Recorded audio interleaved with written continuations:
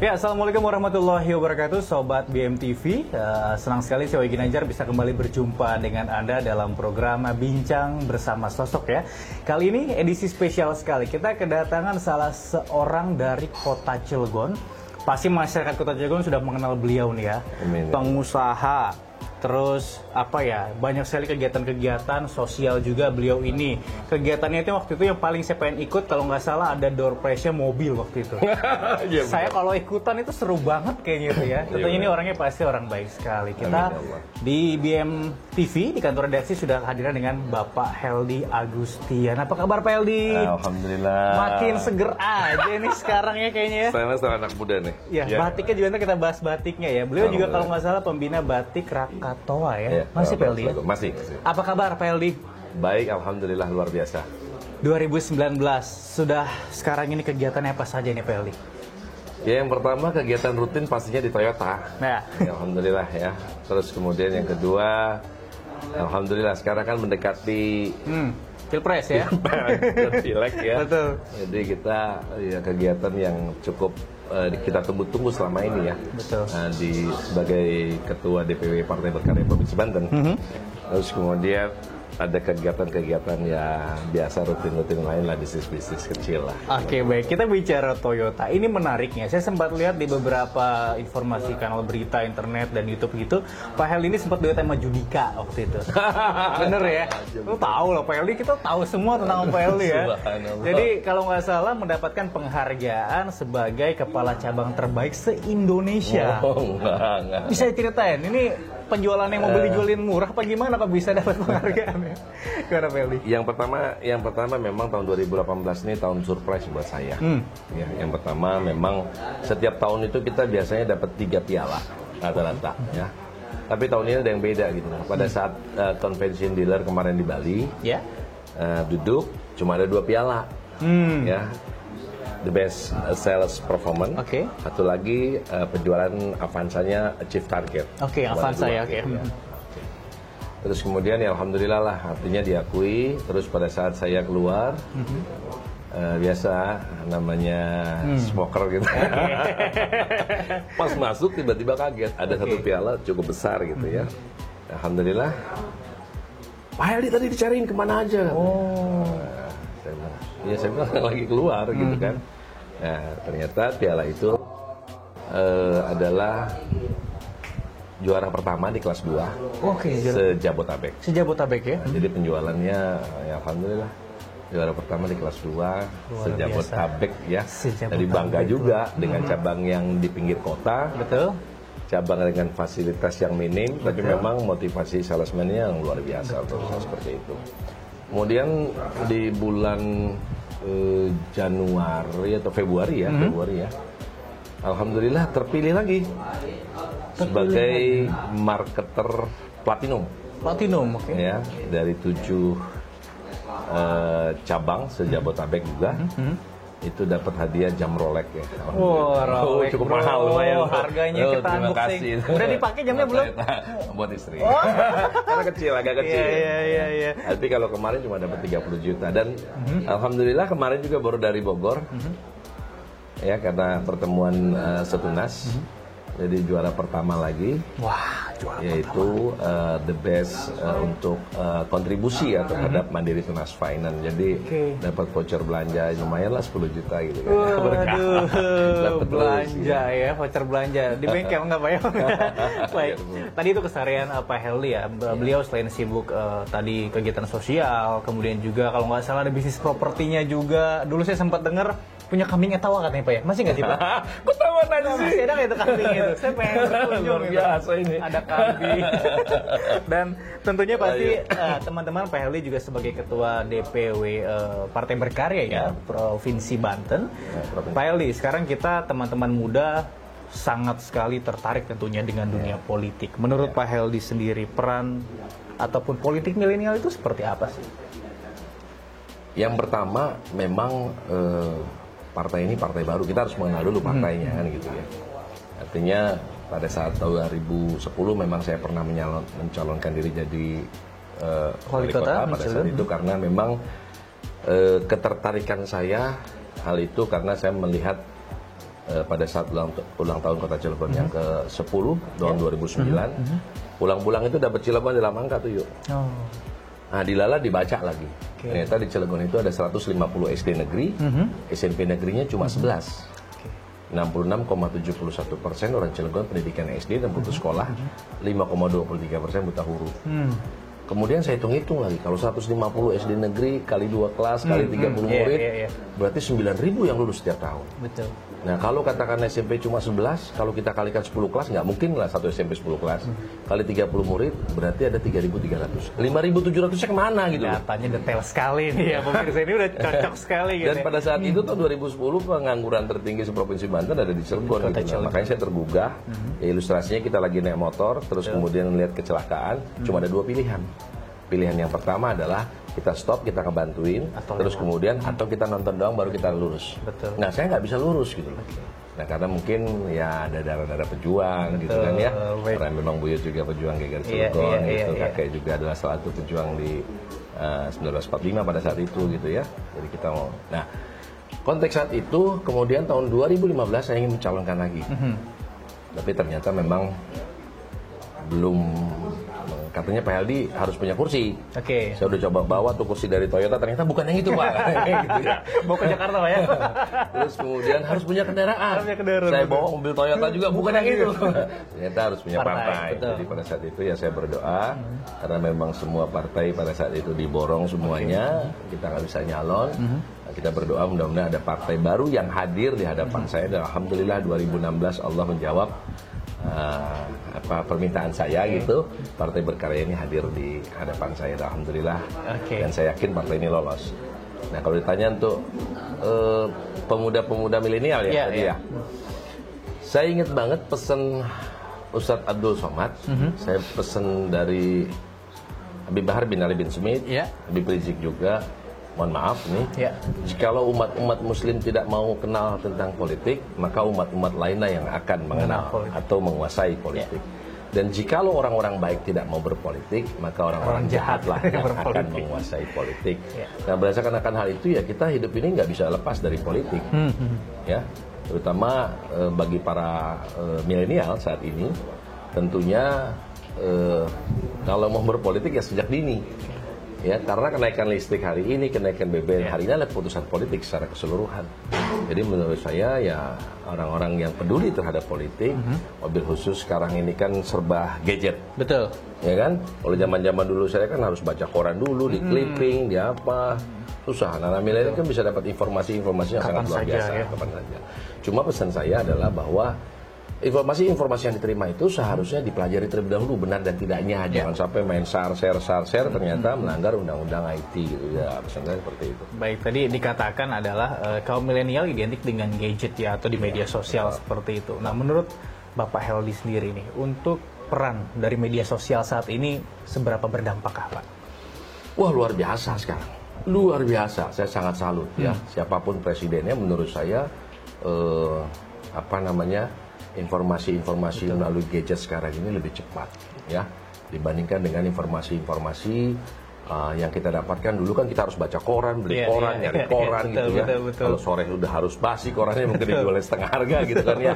Nah, itu kan zaman dulu kan gitu kan, perkembangan zaman kan otomatis selalu berubah gitu ya. Kita ingat dulu juga di zaman-zaman dulu, mohon maaf, kalau seumpamanya saya pernah SMA itu kursus foto gitu. Ya kan, harus masuk ke ruangan gelap dulu, nyuci dulu, terus kemudian dikeringin, atau kita foto 3 kali 4 aja harus nunggu dulu, terus kemudian besok atau lusa baru jadi gitu kan ya. Kemudian zaman berubah lagi, ada Kodak dulu dicuci filmnya, jadi banyak satu album gitu kan ya. Nah, terus kemudian alat-alat itu semua hilang dengan sendirinya. Fungsi daripada HP sekarang ini kan luar biasa. Ada bisa email, bisa Instagram, bisa YouTube, album bisa foto, Facebook, ya? bisa foto. Luar biasa gitu loh. Ya. Perubahan zaman itu menurut saya gitu. Kalau zaman-zaman dulu kan orang kalau naik mobil terus kemudian pakai yang namanya telepon mobil itu udah kaya banget. Kalau sekarang ya fungsi handphone bisa macam-macam. Dan sayang menurut saya kalau Anda berada di era-era milenial saat ini, Anda tidak sukses gitu ya. Karena banyak contoh anak-anak milenial sekarang ini yang mungkin punya uang yang miliarder lagi. Betul, ya itu sangat luar biasa, apalagi kita di perbatasan dengan Jakarta. Kalau kita nggak bisa meniru, atau kan ada istilahnya ATM dalam hidup saya, amati, tiru, modifikasi. Okay. Nah kalau kita tidak bisa ini ya agak ketinggalan kita. Example apa? Coba bayangin Traveloka. Pesawat nggak punya, hotel nggak punya. Bahkan perusahaan-perusahaan pada saat ini yang namanya perusahaan-perusahaan seperti zaman-zaman dulu kan ada tour travel segala macam, mereka dapat mungkin komisi dari tiket, fee dari tiket ya. Sekarang mereka udah nggak bisa jual tiket lagi saat ini. Bahkan harga murah di Traveloka ya. Itu harga murah. Seolah-olah dia yang punya hotel gitu kan ya. Ya kan? Coba bayangin. Dulu zaman kita nonton bola ada dari rokok ini sebagai sponsor. Sekarang coba bayangin, kalau saya mungkin sebagai generasi X, saya mau beli motor berapa ribu, duitnya dari mana, modalnya dari mana, siapa yang bawa, kalau rusak gimana, kalau hilang gimana. Lebih banyak kita mikir. Tapi anak-anak milenial cuma bikin suatu sistem, terus kemudian orang datang ke sini, beli helmnya, beli jaketnya, dia yang ojek, dia yang dapat duit, kan gitu. Betul. Luar biasa menurut saya. Jadi kalau, mohon maaf ini, ya seperti kemarin di Grab kalau nggak salah pada saat kita rapat, target mereka adalah beli mobil 1.000 1 bulan. 1 bulan? Luar biasa, saya sampai kaget. Toyota mesennya? Kerjasama? Luar biasa menurut saya gitu ya. Ya kan, artinya ya capek tidak capek kan target memang harus besar ya. Tapi actualnya memang luar biasa, belinya mereka ratusan gitu loh. Baik, Pak Heldi. Pak Heldi ini lahir di Cilegon 31 Agustus 1970. Tahuan Betul Pak ya? Kalau salah kemarin Pak, tim kreatifnya Pak. Itu bertepatan dengan diresmikannya Krakatau Steel itu. Oke, Krakatau Steel ya. Baik Pak Heldi, ini kita sudah akan mau memasuki akhir acara. Kota Cilegon di tahun 2019 ini, menurut kacamata Bapak Heldi Agustian seperti apa? Berat pertanyaannya Pak. Ya, yang pertama, kalau tidak salah saya baca di Google itu termasuk 5 kota terkaya di Indonesia saat ini ya. Tapi memang kalau saya lihat masih banyak kekurangan-kekurangan, minimnya sarana pendidikan. Maksud saya itu minimal tuh ada di satu kecamatan minimal ada 2, karena sampai dengan saat ini ada satu kecamatan di Purwakarta yang belum ada SMP negerinya. Belum ada SMP negerinya. Nah sementara mau nyebrang ke Jombang cuma ada dari 24 SD negeri, SMP negerinya cuma ada 1 SMP negeri 1. Cilegon. Wah, mau ke Grogol cuma ada 1 juga, kan gitu ya. Dicetakin juga dengan 24 SD negeri, SMP negeri cuma 1 SMP negeri 11. Jadi artinya sarana pendidikan menurut saya harus diperbaiki, itu yang pertama. Kedua adalah dari bagaimana minimnya tingginya angka pengangguran di Kota Cilegon. Kalau nggak salah sekarang nomor 7 ya dari 8 kabupaten kota ya. Jadi menurut saya harus ada BLK yang notabene BLK ini memang tripartit bekerja sama dengan industri-industri supaya anak-anak ini tadi setelah lulus sekolah mereka bisa belajar selama 6 bulan, terus kemudian praktek lapangan selama 3 bulan, dan setiap tahun kan pastinya ada yang pensiun, nah dia bisa masuk. Terus kemudian ya itu tadi pemberdayaan masyarakat lokal juga kita masih kurang menurut saya. Kenapa? Karena kalau dari Lampung menuju ke Cilegon itu gampang. Betul. Ada Kemplang, ada ini, ada itu, banyak banget kan. Tapi kalau kita dari Cilegon mau menuju ke Lampung, susah ya. Oleh-olehnya gimana? Saya mau makan gipang aja harus nunggu setahun. Kapan Lebaran kan gitu ya? Sate Bandeng kadang jalan-jalan di pelabuhan gitu. Ada. Terus kemudian mau makan rabek harus saya nyari-nyari siapa yang nikahan hari ini kan gitu. Nah, padahal itu banyak. Nah, termasuk batik yang saya dirikan sebagai pembina ini juga. Alhamdulillah karena kepenasaran saya. Bajanya di Cilegon, ke Tegal dulu baru jadi cangkul, plastiknya di Cilegon, ke Tangerang dulu baru jadi sedotan. Setelah cangkul, setelah sedotan orang Cilegon nggak bisa bikin gitu. Betul. Nah, kita bikin yang susah. Alhamdulillah 2014 kemarin kita bikin batik Krakatau Cilegon. Batik Krakatau Cilegon. Bukti. Nah, terakhir adalah dari sarana pelayanan rumah sakit menurut saya. Kenapa kita bikin juga Yayasan Suara Hati kita? Memang pada saat itu sangat sulit yang namanya mobil jenazah, mobil ambulan, ya. Jadi itu bisa kita handle lah sekarang setelah sudah hampir 6 tahun sekarang Yayasan Suara Hati kita. Dan itu bisa digunakan oleh masyarakat Kota Cilegon ya. Untuk wilayah Anyer, Mancak, Bojonegara, Serdang itu bebas biaya. Jangan pernah berikan uang kepada supir kami. Mohon maaf ini. Iya. Nah, kami juga terinspirasi nanti buka di Google ya, ada Rumah Sakit Umum Kabupaten Bantaeng. Itu luar biasa, 7 lantai itu. Padahal di kabupaten yang notabene di Sulawesi Selatan, dan Dan sekarang saat ini bupatinya sudah jadi Gubernur Sulawesi Selatan. Oke, baik Pak Heldi, sedikit closing statement terkait Pilpres 2019 kepada teman-teman milenial. Silahkan. Apa yang harus dilakukan teman-teman milenial ini di Pilpres 2019? Ya, yang pertama menurut saya jangan sampai saudara, teman, keluarga itu bermusuhan. Yeah. Cuma gara-gara pileg dan pilpres. Yeah. Untuk urusan presiden nomor 2 aja. Sudah masa kampanye ya? Gak ada masalah kan? Aman. Aman kan gitu ya.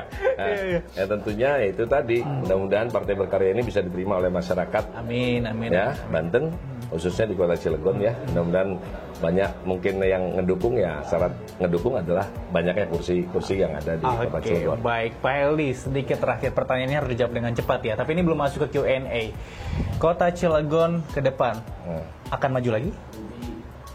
Tergantung masyarakatnya. Oke, baik, tergantung masyarakatnya. Kalau memang masyarakat mempercayakan kepada saya untuk maju lagi, berarti mereka ini mau tidak mau, suka tidak suka harus memenangkan Partai Berkarya di Kota Cilegon. Oke, baik. Semakin banyak kursinya, berarti peluangnya semakin besar. Semakin besar gitu. Terima kasih Pak Heldi. Nanti sebelum kita ada beberapa pertanyaan cepat, jadi itu tadi tergantung masyarakat ya. Semoga masyarakat sudah menyaksikan tayangan ini, menilai sosok Pak Heldi. Ternyata asik loh orangnya ya. Saya baru ini wawancara santai gitu kan, nggak tegang gitu ya. Ternyata beliau ini apa ya, berjiwa muda kayaknya. Oke, milenial. Sobat BMTV, kali ini kita akan langsung masuk ke beberapa pertanyaan cepat yang tadi di awal sudah saya sampaikan. Dijawab harus tidak lebih dari 2 detik. Saya akan memberikan pertanyaan, 10 pertanyaan. Begitu saya memberikan pertanyaan, Bapak langsung menjawab. Siap, Heldi? Siap. Siap, baik ya. Kita akan mulai pertanyaan pertama. Pengusaha atau politikus? Politikus. Politikus. Sekarang ya. Disakiti atau menyakiti? Disakiti. Disakiti ya. Lagu Judika. Berkata jujur atau bohong demi kebaikan? Jujur. Jujur ya. Apa Jangan adanya? bohong daripada kebaikan. Baik. Koran atau internet? Internet. Internet, oke. YouTube atau TV? YouTube. Kenapa? Hah? Kenapa itu? Lebih cepat. Lebih cepat. Nggak bisa nonton TV terus-terusan. Baik. Paling malam dong. Minuman hangat atau minuman dingin? Hangat. Minuman hangat. Kota baja atau kota wisata? Wisata. Wisata, oke. Kita tahu Cilegon ini terkenal kota baja ya. Kalau untuk wisata di Cilegon sendiri sudah ada Pak? Atau apa? Nah itu belum dimaksimalkan. Belum dimaksimalkan. Oke, baik ya. Kemudian demi rakyat atau demi keluarga? Demi rakyat. Demi rakyat, baik. Wali kota atau wakil wali kota? Wali kota. Wali kota. Pertanyaan terakhir, kopi atau susu? Kopi atau susu? Kopi. Kopi. Oke, terima kasih Pak Heldi atas waktunya. Baik Sobat BMTV, demikian obrolan saya dengan Bapak Heldi Agustian. Jangan lupa klik like and subscribe video ini. Dan nanti kalau Pak Heldi jadi wali kota, kita main lagi ke kantor ya. Terima kasih. Terima kasih Pak Heldi, sukses. Dan semoga tadi obrolan kita menginspirasi. Jangan lupa untuk like video, share, dan subscribe tayangan kita. Dan buat masyarakat Kota Cilegon, nah inilah sosok Bapak Heldi Agustian ya. Terima kasih Pak Heldi. Dan teman-teman, demikian obrolan saya. Akhir kata, wassalamualaikum warahmatullahi wabarakatuh. Salam berkarya dan berbagi inspirasi.